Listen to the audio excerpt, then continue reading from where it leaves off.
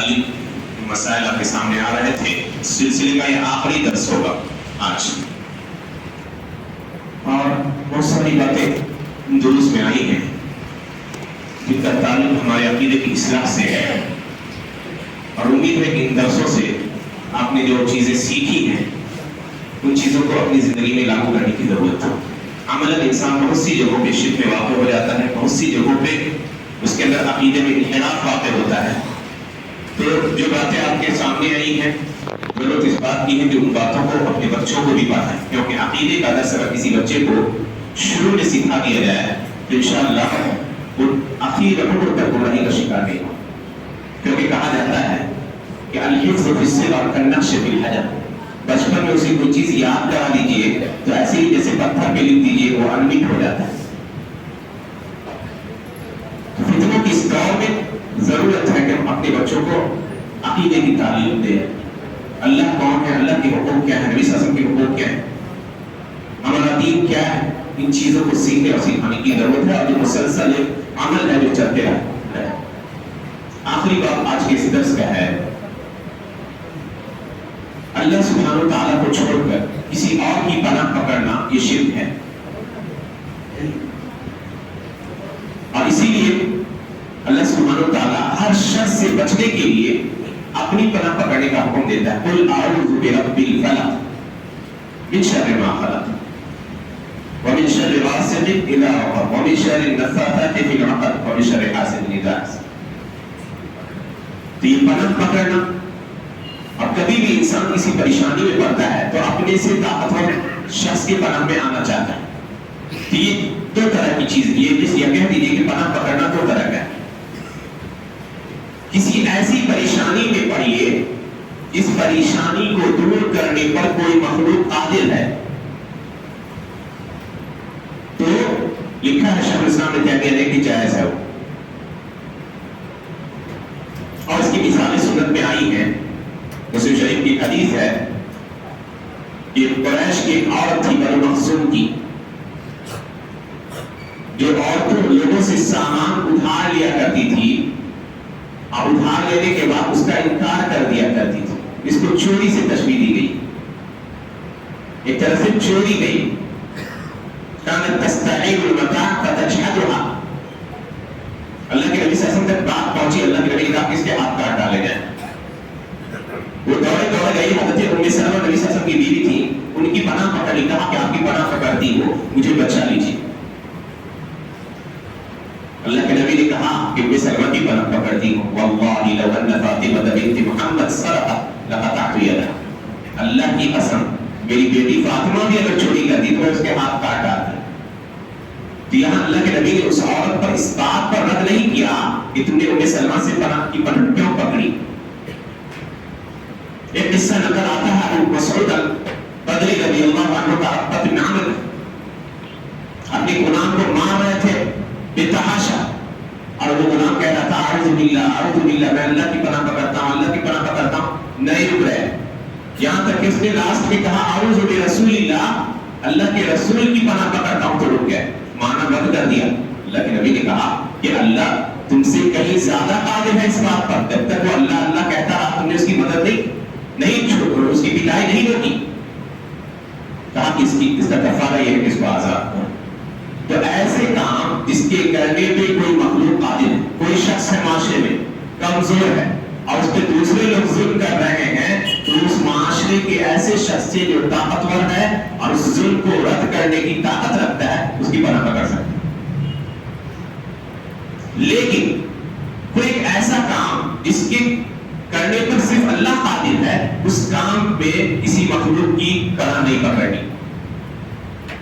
جاہلیت کے زمانے میں مشرکین جب سفر کرتے صحرا ریگستان میں ہوا کرتے, تو جیسے ہی کسی صحرا میں اترتے تو زور سے کہتے اعوذ بسید ھذا الوادی من سفہاء قومہ, کہ میں اس وادی, اس ریگستان میں جو جن ہے سردار, ان کی پناہ میں آتا ہوں, ان کے قوم کے بے وقوفوں کے شر سے. اللہ نے نقل کیا سورہ جن میں وَأَنَّهُ كَانَ رِجَالٌ مِّنَ الْإِنسِ يَعُوذُونَ بِرِجَالٍ مِّنَ الْجِنِّ فَزَادُوهُمْ رَهَقًا, کہ جنوں میں سے, انسانوں میں سے کچھ لوگ ایسے ہیں کہ وہ جب سفر کرتے ہیں تو جنوں کی پناہ طلب کرتے ہیں اور جن ان کے خوف میں اضافہ کرتے ہیں. تو جن ان کو اور ڈراتے تھے تاکہ ان کا اعتماد جنوں کے اوپر اور بڑھے. کہ اللہ کو چھوڑ کر کسی نقصان کے کسی خوف زدہ چیز کے سے خوف کو دور کرنے کے لیے کسی مخلوق کی پناہ پکڑی جائے. اور اسی لیے وہ حدیث آئی ہے حضرت خولہ بنت حکیم رضی اللہ عنہ کہا نبی صلی اللہ علیہ وسلم سے فرماتے سنا کہ منزل منزل جو کسی جگہ اترتا سفر میں یا کہیں بھی ہے کوئی نئی جگہ وہ جاتا ہے اب یہ دعا پڑھتا ہے اعوذ بکلمات اللہ التامات من شر ما خلق. میں اللہ کے مکمل کلمات کی پناہ میں آتا ہوں ہر اس شر سے جو اس نے پیدا کیا یا ہر اس چیز کے شر سے جس کو اس نے پیدا کیا. کہا اللہ کے نبی نے جب یہ دعا انسان پڑھتا ہے لم یضرہ شیء اسے کوئی چیز نقصان نہیں پہنچا سکتی یہاں تک کہ اس جگہ سے وہ کوچ کر جائے. اور یہ تجربے والی دعا علامہ قرطبی نے لکھا ہے اقبال المعلم کے اندر کہ میں ہمیشہ اس دعا کو پڑھا کرتا تھا یہاں تک کہ ایک رات مجھے بچھو نے ڈنڈ مار دیا. مجھے بڑا تعجب ہوا کہ میں اس دعا پر پابندی کے ساتھ مواظبت کرتا ہوں پڑھتا ہوں اس کے باوجود مجھے بچھو نے ڈنڈ مارا. خوب زور میرے پہ یاد آیا کہ زور بہت کھاتا ہوا تھا نہیں پڑھ سکا تھا. دعا کے الفاظ کو بھی دیکھ لیجیے اعوذ بکلمات اللہ التامات اللہ کے مکمل کلمات. مکمل کلمات سے مراد ہے اللہ کی وہ سارے کلمات جو قومی تقدیر کے طور پہ اللہ نے جاری کر دیے کہ یہ ساری چیزیں اس کائنات میں ہوں گی فلاں فلاں کے ساتھ یہ حادثات یہ واقعات یہ حوادث ہوں گے. اور شرعی کلمات جو اللہ نے ہمیں احکام نازل کیے ہیں ہمارے اوپر دین کے کرنے کی ہم پر تاکید کی ہے وہ تمام کلمات مراد ہیں. من شر ما خلق ہر اس چیز کے شر سے جو اس نے پیدا کی. ایک چیز یہاں پہ ذہن نشین کرنے کی ضرورت ہے کہ اللہ نے جو بھی چیزیں اس کائنات میں پیدا کی ہے ان تمام کے اندر انسانوں کے لیے خیر اور حکمت ہے. خالص شر اور برائی اللہ نے کبھی نہیں پیدا کی. کوئی ایسی چیز جو صرف شر ہو برائی ہو ایسا نہیں پیدا کی. اس علماء نے کہا کہ جن اور ابلیس اور آگ جہنم یہ خالص شر کی مثالیں. کبھی کبھی ہوتا ہے کہ کوئی چیز کسی کے حق میں شر ہوتی ہے اور کسی کے حق میں خیر ہوتی ہے. مان لیجیے کووڈ کی وبا آئی ہے پچھلے 2 سال پہلے پوری دنیا کو ایک طرح سے کہیں بھی گھروں میں بند کر دیا. لوگوں کے لیے ایک شر تھا لیکن اس کے اندر بھی خیر تھا. لوگوں کو اپنی ذات پر غور و فکر کرنے کا موقع ملا. بہت سے وہ لوگ جو دین سے دور تھے الحمدللہ دین کی طرف پلٹے. بہت سے وہ لوگ جو اپنی زندگی کے مقصد سے ناواقف تھے انہیں اپنے مقصد سے آگاہی حاصل ہوئی جو کہ تنہائی کا جب موقع ملا تو بہت سارے لوگوں نے مطالعہ کرنا شروع کیا. اس زمانے میں خوب کتابیں لکھی. تو شر دکھتا ہے بظاہر لیکن ایک پہلو اس میں حکمت یہ ہوتی ہے کہ اس میں کوئی نہ کوئی خیر ہوتا ہے انسان کے. کوئی ملک ہے کسی ملک پہ اٹیک کرتا ہے یا ظالم ملک ہے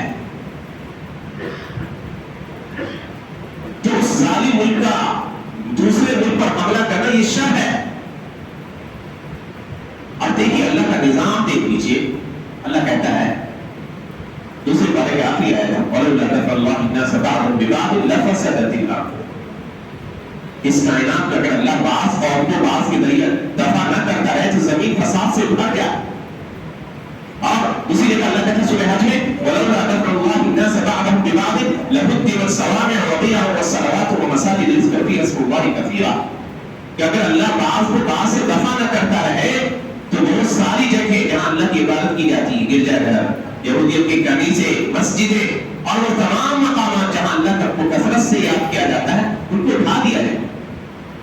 تو دیکھیے کہ ایک شر آتا ہے اور جو شر لے کر آتا ہے جو ظالم ہوا کرتا ہے کبھی کبھی اللہ ظالم کو آپس میں اٹھا دیتا ہے. تو بہت سارے شرور جس کو ہم لوگ کہتے ہیں کہ برائی ہے شر ہے اس کے اندر خیر کا پہلو چھپا ہو. تو اللہ کے لیے ادباً بطور ادب یہ بات مناسب نہیں سمجھی جاتی کہ کوئی یہ کہے کہ اللہ نے شر کو پیدا کیا. نہیں, شر کی نسبت اللہ کی طرف نہیں کی جاتی. اللہ نے بہت ساری چیزیں پیدا کی، اس میں انسان کے استعمال جو ہوتا ہے اس کا غلط استعمال کرتا ہے، اس شر میں تبدیل۔ کھانا اللہ نے انسان کے لیے اتارا، یا کھانے کی پینے کی بہت ساری چیزیں پیدا کی، لمٹ سے کھاتا ہے صحت میں، اور اسراف اور فضول خرچی کرتا ہے وہ بیماری میں تبدیل ہوتا ہے، تو اس کے لیے شر ہو جاتا ہے۔ تو ایسی دنیا کے اندر بہت ساری چیزیں ہیں جو آپ غور کیجیے گا تو آپ کے سامنے ظاہر ہو جائیں گے۔ اور اسی لیے اسی سورہ جن میں اللہ نے کہا ہے جنوں کے حوالے سے کہ دیکھیے کتنا ادب ہے ان کے کلام میں، وہ کہتے ہیں انا لا ندری اشر اريد بمن في الارض ام اراد بكم ربكم رشدا، کہ ہم نہیں جانتے کہ اس کائنات میں رہنے والے لوگوں کے ساتھ شر کا ارادہ کیا گیا ہے یا ان کے رب ان کے ساتھ بھلائی کا ارادہ کرنا چاہتے ہیں۔ تو ہر اچھی اور بھلی چیز کی نسبت اللہ کی طرف کی جائے، بری چیز کی نسبت ڈائریکٹ نہیں کی جائے کہ اللہ نے برائی کو پیدا کیا، اللہ نے شر کو پیدا کیا، ایسے نہیں کرنا، بلکہ اللہ نے کتنی ایک تمام حکمت ہے ان شر ما خلق، ہر وہ چیز اس چیز کے شر سے جس کو اس نے پیدا کی۔ تو بہت ساری چیزیں اللہ نے پیدا کی ہیں، ان میں اگر آپ استعمال کے اعتبار سے دیکھیے گا تو کبھی خیر میں بدلتا ہے اور کبھی شر میں تبدیل ہو جاتا ہے۔ اور ان دونوں حدیثوں سے یہ بھی پتہ چلتی ہے بات کہ اللہ کی کلمات غیر مخلوق ہیں، اللہ کی صفات ہیں، اسی لیے ان کی قسمیں کھائی جا سکتی ہیں۔ اور ایک لفظ اور ذکر کیا جاتا ہے استعاذہ کے ساتھ ساتھ، جس کو کہتے ہیں لاذ یلوذ، ایک ہوتا ہے آذ یعوذ اور ایک ہوتا ہے لاذ یلوذ۔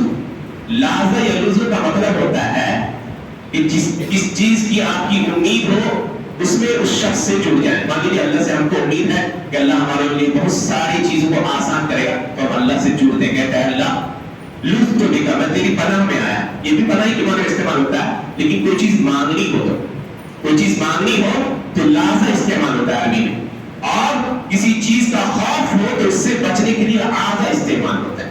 یہ دونوں چیزیں اللہ کے لیے ہی خاص ہیں، اور اسی لیے وہ قصیدہ بردہ جو بوسیری کا مشہور قصیدہ ہے جس میں اس نے نبی صلی اللہ علیہ وسلم کے لیے لفظ استعمال کیا تھا، علماء نے اس کے اوپر شرک کا لفظ مہر لگا دیا، یا اکرم الخلق مالی من الوذ به سواک عند حدوث الحادث العممی۔ اسی لیے ہمیں خبردار رہنا چاہیے کہ جب بھی کسی طرح کا شر ہو، کسی طرح کی پریشانی ہو، خوف ہو، تو اللہ سبحانہ وتعالیٰ کی پناہ پکڑے، ان آیات کا استعمال کیا جائے جس کے اندر اللہ کی پناہ کا تذکرہ ہے۔ اللہ سبحانہ وتعالیٰ سے دعا ہے کہ اللہ سبحانہ وتعالیٰ ہمیں ان باتوں پر عمل کرنے کی توفیق عنایت فرمائے اور ان دروس کو ہمارے لیے باعث نجات بنائے۔ آمین۔ وآخر دعوانا الحمد للہ رب العالمین۔